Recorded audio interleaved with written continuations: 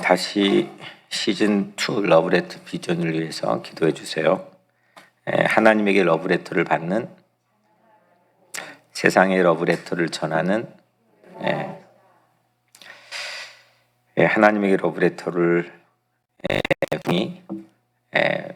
말씀을 통해서 받는, 기도를 통해 받는 자녀가 되고, 세상의 러브레터를 전도하고 선교하는 그런 교회가 되기를 위해서 함께 기도해 주시면 고맙겠습니다. 너무 대곡을 불렀더니 숨이 차네요. 2월 19일 날이 제의 수요일이었어요. 그때부터 시작된 특세가 이제 오늘로 마지막이고, 내일 주일도 지난 월요일 마지막 이제 본문으로 대단원의 막을 내립니다. 공교롭게 오늘까지가 딱 52일 됐더라고요. 주일까지 포함해가지고 52일.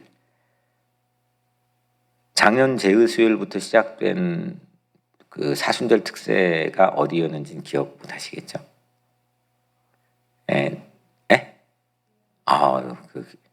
저보다도 잘 기억을 하시네. 느헤미야였어요. 그러니까 팬데믹이 올 거라고 이제 상상도 하지 못했던 그 2월 중순 정도에 시작했겠죠. 제수일이.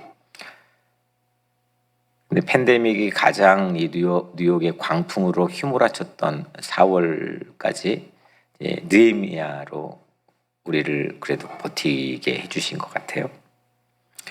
그 느헤미야 특세에서 느헤미야가 성벽을 며칠 동안 짓죠? 52일 동안 짓고,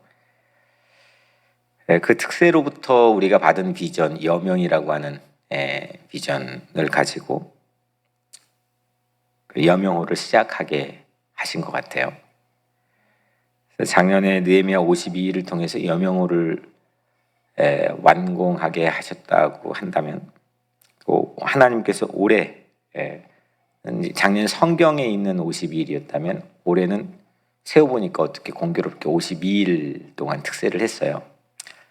이 52일 동안 여러분들께서 특세로 같이 참여해서 나눈 하나님의 인도하심이 앞으로 이제 어떤 일들을 하나님께서 하실까?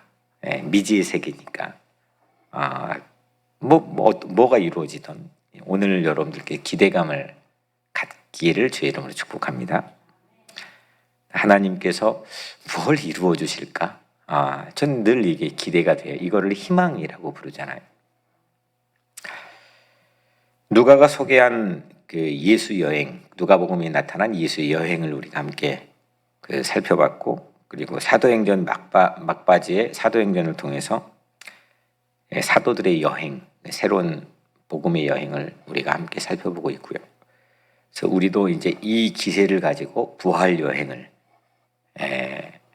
멈추지 않고 출발하게 되기를 주의 이름으로 축원합니다. 내일 마지막 퍼즐인 누가복음 24장을 가지고 이제 선포할 텐데, 또 내일 주일 예배가 여러분들에겐 좋은 은혜의 시간이 되기를 바라고요. 지난주일 같이 예배 참여했던 VIP들이나 예배자들에게 그래도 오늘 우리 같이 한번 더 초대해 주시고, 또 부활의 기쁨을 함께 나눌 수 있도록 또 깨어서 꼭 우리 교회가 아닐지라도 그 예배 드릴 수 있도록 안내해 줄 수 있는 그런 여러분들이 되기를 바랍니다. 본문에 오늘 들어가기에 앞서서 몇 해 전부터 제 마음속에 주셨던 소망을 좀 한 가지 고백하고 시작을 해야 언젠가는 그 소원이 이루어질 것 같아서, 그 사도행전에 보면은 그 사도들의 그 스피치, 설교도 있고 또 법정 증언도 있고 변론도 있고 또 전도도 있고 다양한 사도들의 스피치들이 있는데, 이거를 우리는 테스트모니, 증언이라고 부릅니다. 증언, 사도들의 증언. 그 어떤 것보다도 많이 있고, 이 사도들이 전혀 완전 딴판이 되죠. 그거를 한 몇 년 전, 한 2년 전, 3년 전에 이걸 시리즈로 한번 설교하고 싶은 욕심이 생겼어요. 그래서 이제 자료를 찾아보니까 한국에는 이걸로 학문적 자료나 이런 게 못 만났어요. 아직까지는. 그러니까 한국 목사님들이나 신학자들이 이거에 대해서 사도행전만 가지고 사도들의 어떤 테스트모니, 그 증언들을 스피치를 시리즈로. 근데 이 영미계통의 신학자들은 거기에 대해서 상당히 많은 분량의 자료들을 또 집필했더라고요.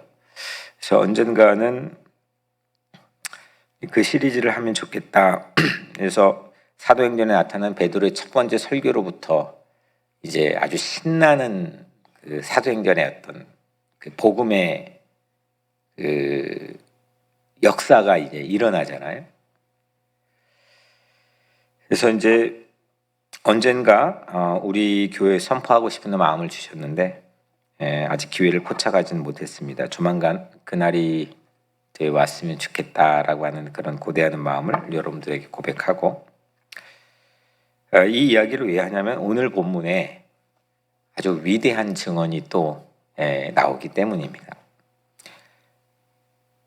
본래 오늘 본문은 27절부터 우리 42절까지 읽었는데 32절까지 딱 5절만 우리 톰 라이트가 본문을 제공해 주었는데, 묵상을 하다 보니까 이 10절을 확장해서 오늘 마지막 42절까지 우리 같이 함께 읽었습니다. 오늘 말씀을 같이 한번 나눠보려고 합니다. 저희 교회의 그 친교실, 아래층 친교실에 여기도 우체통이 있고, 또 친교실에 가면은 벽면에 우체통을 부문별로 이렇게 붙여놓았어요. 근데 그 우체통을 제가 꼭 열어보거든요. 근데 설렘이 있어요. 설렘이 있는데 왜냐면 열 때마다 여튼 이 많고 적은 분량의 차이가 있지만은 많을 때도 있고 적을 때도 있지만 러브레터들, 편지들이 꼭 있어요. 그래서 그 편지 러브레터를 보면 제가 기도해 주거든요. 그 자리에 서서 꼭 기도해 주는데, 보낸 사람을 위해서도 기도하고 받는 사람을 위해서도 기도해 줘요. 그렇게 축복하면서 기도해 줄 때마다 제 마음속에 상상하게 하시는 게 하나가 있는데, 편지를 받는 사람을 저는 모르잖아요. 물론 아는 사람도 우리 교우들 가운데 있겠지만 그 받는 사람의 상황을 상상하게 되더라고요. 그래서 그 받는 사람이 가장 먼저 편지 봉투를 받았을 때 누가 보냈지 하고 그걸 먼저 보잖아요. 받는 내 이름을 먼저 보지는 않을 거 아니에요. 이게 누가 보냈지 하고 이제 보게 될 텐데, 그걸 확인할 때 그 마음이 이렇게 헤아려지더라고요. 그리고 덩달아 저도 설레일 때가 있고, 수신자께 이 편지를 받는 사람들의 첫 번째 관심은 이 편지가 어디서 왔지? 이게 누가 보낸 거지? 어떤 출처가 있는 거지? 이 관심인 거죠. 오늘 이 사도들의 증언, 발언에 막 격분을 하고 화가 나 있는 그런 무리들이 등장하는데, 이 사람들이 예루살렘의 지도자들입니다. 자주 말씀드렸으니까 사내들인 공의회의 의원들 72명 정도, 뭐 69명일 수도 있고, 그러니까 여기로 하면 연방 상원 의원들입니다. 근데 거긴 더 막강한 권력을 가지고 있는 게 입법권, 사법권까지 가지고 있습니다. 그래서 그 사람들조차도 막 격분을 하면서 그 사람들조차도 어쩔 수 없이 생각하게 된 질문이, 얘네들이 어디서 온 거야? 사도들이 과연 어디서 온 거지? 하나님에게서 온 걸까? 사람에게서 온 걸까? 이 질문을 오늘 본문에서 하게 돼요. 그 이야기를 제가 잠깐 읽어드리면 38절 39절에 이 사상과 이 소행이 사람으로부터 났으면 무너질 것이요 만일 하나님께로부터 났으면 너희가 그들을 무너뜨릴 수 없겠고 도리 하나님을 대적하는 자가 될까 하노라 하니. 그러니까 이제 그들이 지금 얘기하는 거예요. 과연 이 사도들의 하는 일들이 인간 사람에게서 왔을까? 하나님에게서 왔을까? 하나님에게서 왔다가 자칫 건드려서 우리가 하나님을 대적하는 자가 되면 어떻게 하니? 막 이런 얘기를 법정에서 막 격분한 상태의 무리들 가운데서 그런 얘기가 흘러나옵니다. 상당히 우리에게도 마찬가지로 여러분들 각자 자신에게도 가끔씩 하는 질문일 수도 있겠죠. 그리고 누군가 상대를 향해서도 이게 진짜 하나님에게서 온 걸까? 아니면 사람에게서 온 걸까?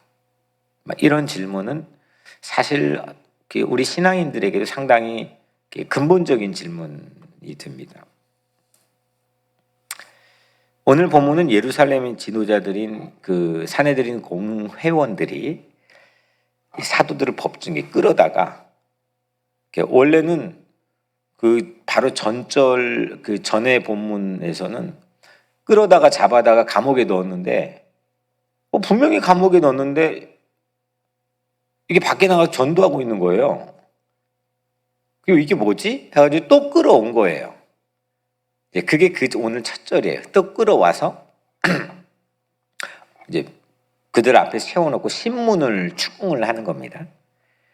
그러니까 28절에서 그들을 이렇게 추궁하는데 예수 이름으로 가르치지 말라고 엄히 금지했는데 사도들은 너희들은 가르침으로 예루살렘을 가득 채워버린다.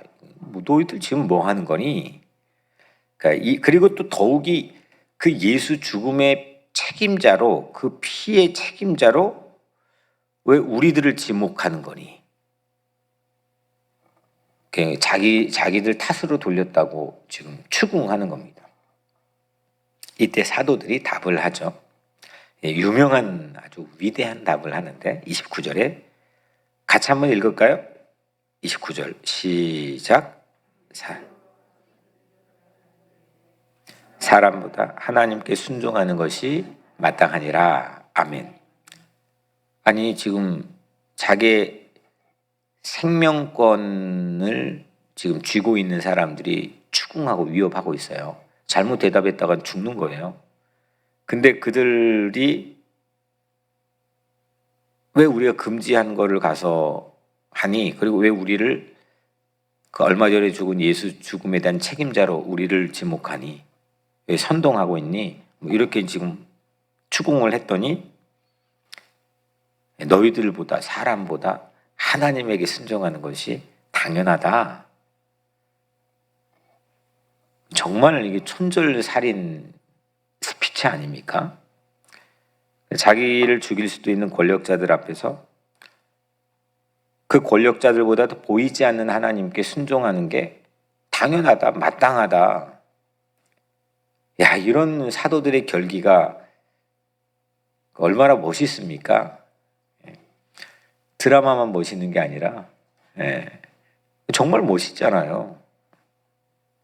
사도들의 그 자기들의 메시지 그리고 자기들의 행동, 자기가 하는 사역들의 내용, 이 모든 게 하나님에게서 왔다. 이거를 확신하는 증언이죠. 내가 하나님에게 순종할 수밖에 없다. 내게 손해가 나도, 내게 위협이 돼도, 내 생명이 왔다 갔다 해도 내 출처는 하나님이라고 한다면 난 하나님에게 순종하는 것이 당연하다. 이렇게 지금 대답을 합니다. 정말 이런 정도의 결기와 믿음을 가지고 대답할 수 있는 정도라면 두려운 게 없을 것 같은데요. 사는 게 그 두려움이 없는 상황이라면 사는 게 자유로울 뿐만 아니라 막 그 흥이 있을 것 같은데 누구도 막아설 수 없는 그런 흥을 잃어버리지 않으면 되는 거죠 뭐. 사도들이 답변을 계속 이어가는데요. 30절 31절에 너희가 나무에 달아 죽인 예수를 우리 조상의 하나님이 살리시고 이스라엘에게 회개함과 죄사함을 주시려고 그를 오른손으로 높이사 임금과 구주로 삼으셨느니라. 아멘. 그러니까 너희 신문하는 지금 권력자들이죠. 그 권력자들이 누구를 죽였어요? 너희가 예수를 죽였어요. 나무에 달아 죽인 예수를 사도들은 지금 물러서지 않고 있어요. 야, 왜 우리가 그 청년의 죽음을 책임져야 되니? 왜 우리한테 탓으로 돌리니? 이렇게 지금 그 얘기를 했는데 너희들이 죽였잖아 라고 또 얘기하는 거예요. 물러서지 않는 거죠. 더욱 놀라운 건 더욱 그 죽인 예수님을 너희들도 믿고 있는 우리 조상의 하나님이 살리셨다라고 얘기했어요. 그러니까 이게 지금 조상의 하나님이 살리셨다는 얘기는 상당히 이게 지금 그 상대를 찐따 놓는 거예요. 그게 뭐냐면 같이 조상이잖아요. 유대인이잖아요. 그러니까 너희가 죽인 예수를 우리가 믿고 있는 우리 조상의 하나님이 살렸다는 건 뭐예요? 그럼 지금 죽였다고 하는 그 권력자들은 어떻게 되는 거예요? 우선 첫 번째는 죽였으니까 살인자가 된 거죠. 사도들의 말에 의하면. 두 번째는 뭐 어떻게 돼요? 하나님에게 반역자가 된 거죠. 하나님이 아끼고 애지중지하는 그 막 죽은 예수를 살릴 정도로, 근데 하나님이 살렸다니까 그들은 하나님이 살린 예수를 죽인 거니까 하나님에게 반역하는 자가 된 거죠. 이스라엘에게 최고 법정 형량을 때려야 되는 하나님의 반역자가 된 거예요. 그러니까 이 사도들의 법정 발언에 의하면 심판하는 이 지도자들은 거꾸로 악당의 수괴가 된 거죠. 그러니까 기가 막힌 거예요. 이게 아까는 이게 너희에게 순종하는 것보다 하나님에게 순종하는 게 마땅하다 이렇게 얘기해놓고 이건 지금 오히려 거꾸로 기소를 한 거니까 기가 막힌 논리일 뿐만 아니라 엄청난 믿음인 거죠. 가장 이 권력자들을 화나게 하는 발언이 또 있는데 그 다음이에요. 이스라엘에게 회개함과 죄사함을 주시려고 그를 오른손으로 높이사. 대제사장들의 주요 업무가 뭐예요? 지금 이 대제사장들이 모인 거거든요. 사내들인 공의회 회원들이. 대제사장들의 주요 업무는 죄의 문제를 해결하는 거예요. 백성들의 죄의 문제를 해결하는 거예요. 그거에 대한 권위, 어소리티가 가장 탑인 사람들이죠. 근데 사도들은 권력자들이 죽인 예수가 그 예수가 이스라엘에게 회개함과 죄사함을 줬다는 거예요. 그러니까 용서함, 죄의 문제를 해결해주는 그 역할을 예수가 했다는 거예요. 지금이야 우리에겐 당연하지만 그때는 이게 무슨 뜬금없는 소리냐 뭐 이렇게 반응할 수 있는 거거든요. 우리가 하는 일이야 그거. 내 업무야. 내 잡 디스크립션이야. 이렇게 말할 수 있는 건데 너희들이 살해한 예수가 실제 대제사장이야. 이렇게 말하는 거예요.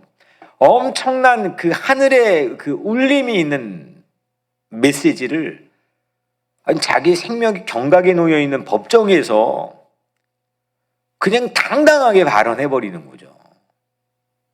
이게 교회죠. 이게 성도죠. 이게 신자죠. 그래서 예수가 예수가 그래서 왕이야. 우리의 임금이고 우리의 구주셔. 이렇게 얘기하는 거예요. 사도들의 스피치는 기막히게 이 권력자들의 신문을 완전 뒤집어 엎어버렸어요. 그러니까 뭐 우리 입장에서는 얼마나 통쾌합니까 지금, 그죠? 통쾌한데 신문자 입장에서 어떨 것 같아요? 뒤집어지죠. 정말 복창이 터질 일이죠. 그들의 반응을 보면 33절에 그들이 듣고 크게 노하여 사도들을 없이 하고자 할세. 없이 하는 게 뭐예요? 죽이려고 하는 거예요. 그러니까 그들은 격분했고요. 그 자리에서 당장 사도들을 죽이려고 마음을 먹어요. 이때 사내들인 공유의 70명 중에 70여 명 중에 한 명인 이 좌장이에요. 좌장격인 한 사람이 일어나 중대 발언을 합니다. 그 사람이 가말리엘인데 그 발언 내용이 33절부터 39절까지 오늘 본문의 대부분을 차지하고 있어요. 34절에 그 사람이 누군지 한번 보면 바리새인 가말리엘은 율법 교사로 모든 백성에게 존경을 받는 자라 공회 중에 일어나 명하여 사도들을 잠깐 밖에 나가게 하고, 가말리엘은 누구냐면 당시 가장 역사상 위대한 랍비로 여겨졌던 사람이에요. 그리고 율법을 완전히 달달달 속속이 꿰고 있었고 가장 능통했던 사람이고 그 문화로 들어오는 수많은 엘리트들이 있었고요. 그 중에 하나가 가말리엘 문화생인 사울, 바울로 변화된 사울이 이 가말리엘 밑에서 배운 거죠. 최고의 라바이예요. 근데 그 무렵에 율법을 해석하는 두 학파가 있었어요. 그러니까 이거 이제 조금 평상시 얘기 안 하는 얘기니까 두 학파가 있는데 당시에 율법을 그 최고로 끌고 가는 그 학파가 있었는데 그 예수님이 태어나기 이전 시대에 그 유대인의 최고 위대한 스승 두 명이 있어요. 그 스승의 이름이 샴마이와 힐렐인데 이 샴마이와 힐렐이 개척한 두 학파예요. 이거 뭐 꼭 기억할 필요는 없지만 샴마이는 강경파예요. 강경파. 그러니까 율법이 얼마나 열심인지 몰라요. 그 율법을 어긴 사람들에게는 폭력도 용인해요. 보통 이슬람도 저 인도나 뭐 이런 데 가보면은 이슬람 아닌 사람들과 막 사랑을 나누고 그러면은 아버지가 막 그 명예살인을 하는 경우도 있잖아요. 그게 용인됐던. 성경에서는 이 두 가지 대표적인 인물이 있는데 비느하스와 엘리야예요.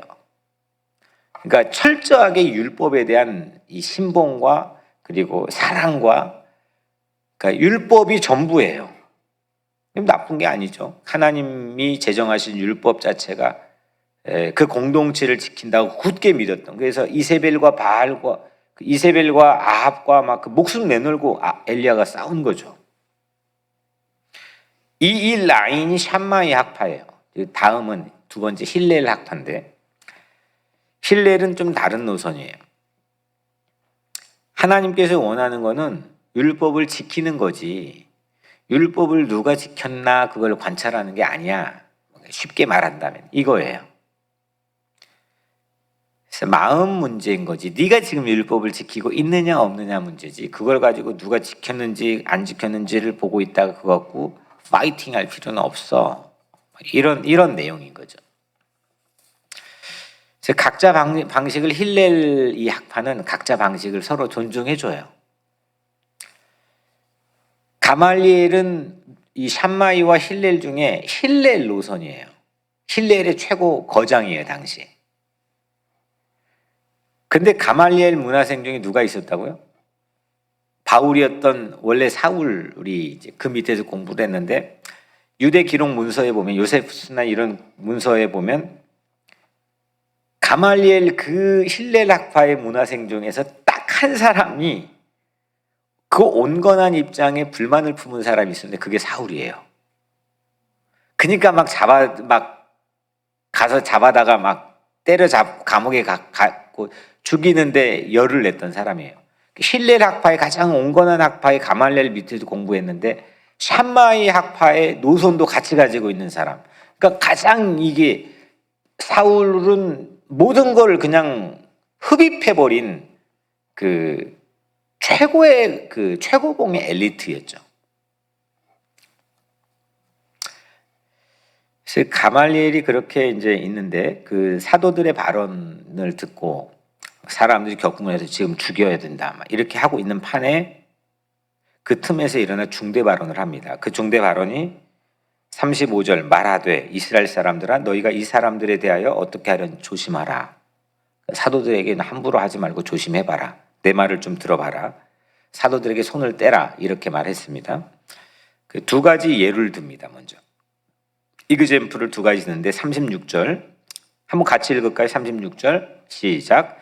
이전에 드다가 일어나 스스로 선전하매 사람이 약 400명이나 따르더니 그가 죽임을 당함에 따르던 모든 사람들이 흩어져 없어졌고 이게 뭐냐면 드다라고 하는 사람이 있는데 그러니까 우리에게는 안중근 같은 사람이에요. 예. 근데 이제 대단한 사람인데 그렇게 행세하면서 잠깐 유명해져 가지고 400명 정도가 자기 주변으로 모였어요. 그래서 이 봉기를 일으켰는데 드다가 죽었어요. 죽으니까 그 따르던 추종자들이 전부 다 흐지부지 되었더라. 야, 가말리엘이 일어나서 이제 그 얘기. 야, 그거 죽으니까 다 흐지부지 된 것도 보지 않았느냐? 이렇게 말했습니다. 두 번째 이해, 37절 같이 읽을까요? 시작.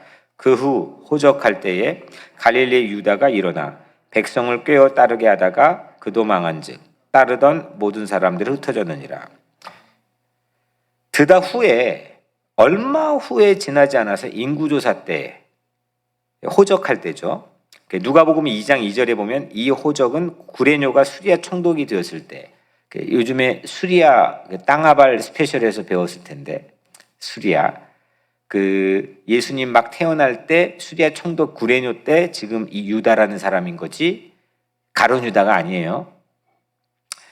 그래서 그 갈릴리 사람 유다가 또 봉기를 일으켰어요. 근데 결국 용두사미로 끝난 거 보지 않았느냐? 그때 사람들이 뿔뿔이 흩어졌어.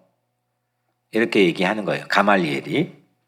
그래서 가말리엘이 신문자들의 말을 바꾼 결정적 발언을 하는데, 우리 아까 제가 읽었던 오늘 너무 중요한 38절 39절 같이 읽겠습니다. 38절 39절 시작. 이제 내가 너희에게 말하노니 이 사람들을 상관하지 말고 버려두라.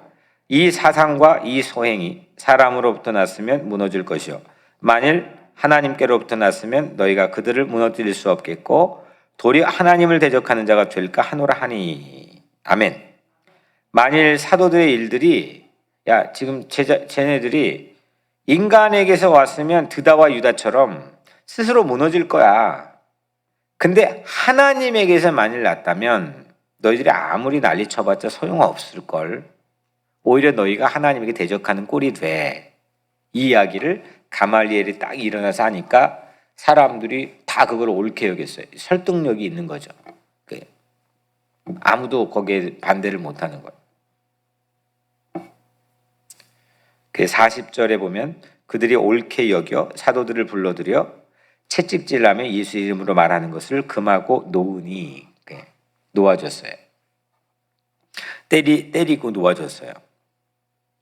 여러분들, 우리도 예측이 잘 안 될 때가 있어요. 이게 지금 하나님에게서 온 건가? 사람에게서 온 건가? 이 세상의 저 정치인은 하나님에게서 온 건가? 사람에게서 온 건가? 이 교회는, 이 목사는 하나님에게서 온 건가? 사람에게서 온 건가? 아, 이 일을 해야 되는데 내 지금 할 이 일은 하나님이 원하시는 일일까? 하나님의 뜻으로부터 온 일일까? 사람에게서 온 일일까? 세례 요한도 그 질문을 예수님에게 하죠. 그리고 예수님도 이 이야기를 어디에서 왔는지에 대한 이야기를 수차례 반복해서 해요.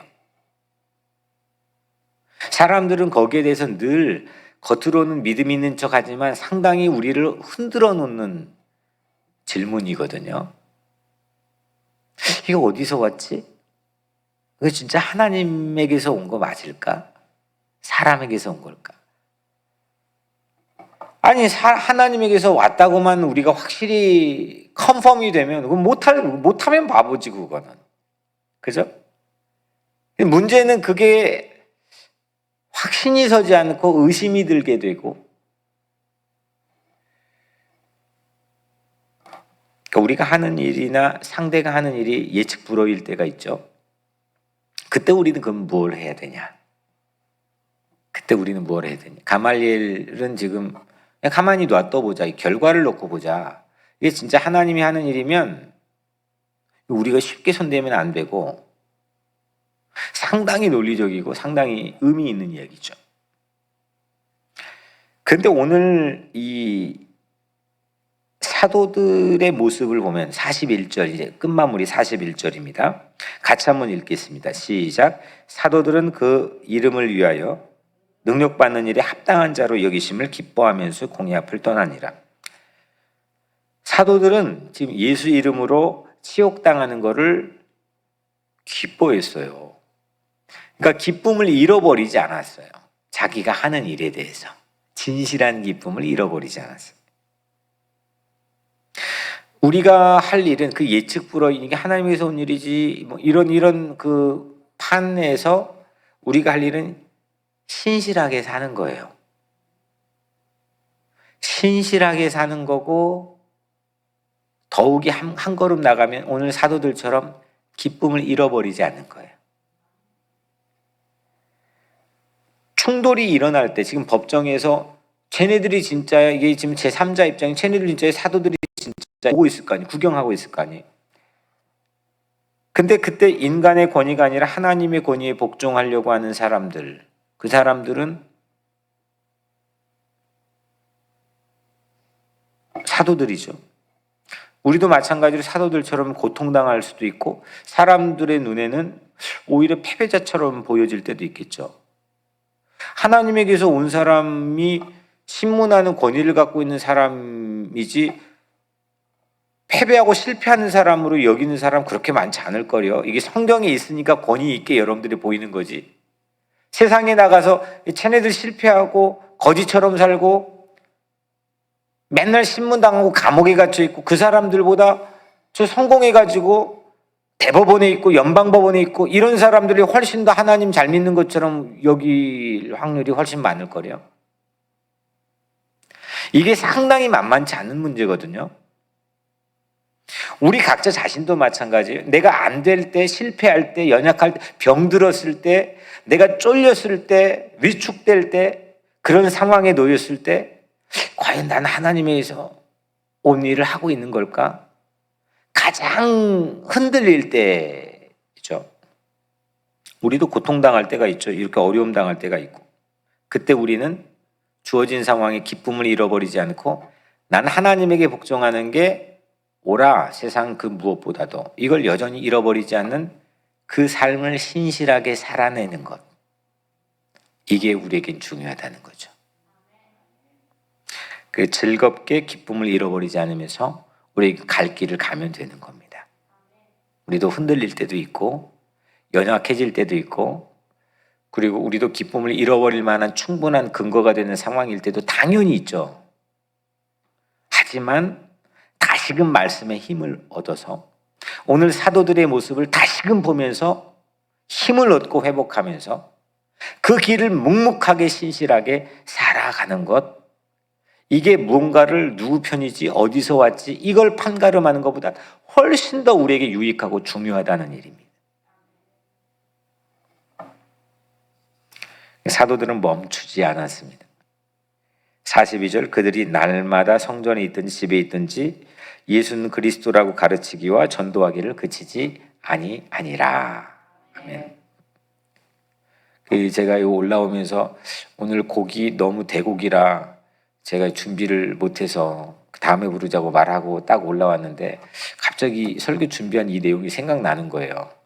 야, 이 사도들 얘네들도 멈추지 않았는데 하나님이 찬양하는 거를 내가 가지고 있는 어떤 개인적 능력이나 준비된 상태로 멈추면 안 되겠구나 하고 용기 내서 그냥 하나님께 올려드린 거예요. 이 찬양 오늘 안 부르면 1년 내내 안 부를 것 같아서. 근데 이게 지속적으로 내게 주어진 일을, 때로는 어려움이 오고 벽에 부딪히고 때론 내 능력이 한계에 봉착하고 이런 상황이 오지만은 그 중에서도 날마다 성전에 있든 집에 있든 그 자리가 어디든 시간이 언제든 예수는 그리스도라고 담대하게 세상에 전하고 가르치는 것 그치지 아니했더라. 이 그치지 아니했더라, 이게 너무너무 멋있는 거예요. 오늘 새벽 교우들이 우리 교회 그 그치지 아니했더라의 이 브랜드들이시거든요. 아멘. 그 축복을 받기를 바랍니다. 새벽 교우들이. 그 무엇도 사도들이 하는 일을 멈추게 하지 못했습니다. 사도들은 하나님에게서 왔다라고 하는 겸손하면서도 담대한 그런 믿음이 있었기 때문이죠. 능력을 받아도, 치욕을 받아도 하나님에게서 온 일을 멈추게 하지 못했고, 결국은 이 사람들이 흐지부지 용두삼이 됐어야 안 됐어요. 야, 뭐 흐지부지가 뭡니까? 용두사미가 뭡니까? 막 그냥 막 그 기세가 그 누가 그렇게 될 줄 알았습니까? 법정에서 지금 죽음이 꼴깍꼴깍 경각에 놓여 있는 그 상황에 있는 사람들이 하나님이 역사하니까 그 놀라운 일들이 일어나는 거죠. 우리는 흐지부지입니까? 용두삼미입니까? 아니죠? 예? 아니에요. 우리는 흐지부지 용두삼미는 우리 사전에 없는 얘기야. 예. 왜냐하면 하나님께서 우리를 책임져 주시니까 그건 마이 딕셔너리에는 없는 얘기예요. 그냥 가는 거예요. 결과 알아서 아니 효율을 따져서가 아니라 그냥 가는 거지. 예. 그게 하나님께서 내가 왔다는 것을 증명하는 일이에요. 이게 부활이죠. 죽음도 무덤도 들어가는 거예요. 근데 살려주셔요. 내가 부딪혀서 이게 벽이라고 생각하고 네 헤딩하면 머리에 피 나지 않을까 하는데 부딪혀요. 그냥. 근데 그게 다리가 되고 문이 되는 거예요. 이게 믿음이죠. 이게 오늘 이제 사순절 52일 동안 했던 특세의 느낌표입니다. 오늘 여러분들의 마음속에 큰 믿음 가지고 기도하며 새 출발하는 그런 여러분들 되기를 주의 이름으로 축원합니다. 오늘 이 말씀 붙들고 기도하시고 내일 예배를 위해서 기도하시고 또 내일 성찬을 위해 기도하시고 예배를 집례하고 준비하는 저를 위해서도 기도하시고 또 함께 또 VIP들을 위해서 기도하시고 예배를 위해서 내일 집중적으로 기도하시고 오늘 말씀처럼 마음이 감동 주시고 영감 주신 대로 여러분들 기도하길 바랍니다. 제가 먼저 기도하겠습니다. 은혜로우신 아버지 하나님, 지난 2월 19일부터 달려오게 하신 이 말씀 여행, 믿음의 여행, 이 특세가 오늘로 이제 마무리가 됩니다. 그동안 우리를 붙잡아 주시고 은혜 받게 하신 주님을 찬양하고 감사합니다. 그 말씀이 우리 안에서 피가 되고 살이 되게 하시고 뼈가 되게 하시고 능력이 되게 하시고 지혜가 되게 하시고 사랑이 되게 하시고 믿음이 되게 하여 주옵소서. 예수님 이름으로 간절히 기도드리옵나이다. 아멘.